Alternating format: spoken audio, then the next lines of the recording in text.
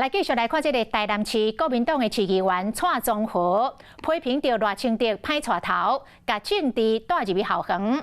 蔡宗和讲，台南市有一个青年梦想队的协会，伫网络顶号召大学生到赖清德的频道去按赞。 完成任务者就会当领3000，敢有影安尼哩？咱的记者找到协会办公室，但是办公室拢无人，无法度回应。赖清德伫台南的竞选总部讲，唔知影有这种代志，目前等咧了解。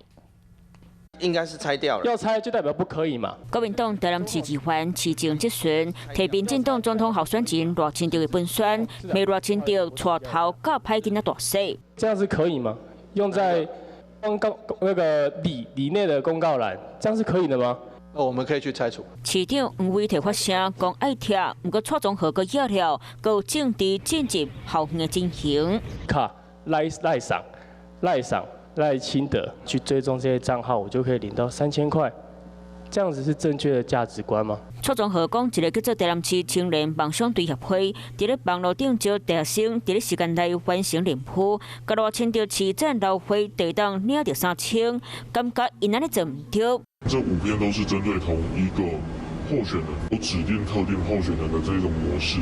那我们也是觉得这感觉怪怪的。一定是填啊，3000块很多啊。要看资讯量到什么程度才决定要不要做。实际来到防止抗议协会大门锁起来，办公室无人。那防止局伫咧学校内底讲政治，赖清德台南竞总人员后来出面回应。总部这边也还在查证中啦，吼，那我们也不晓得这个组织怎么会有这样的一个这个讯息来发送，那我们也欢迎他去告发啦。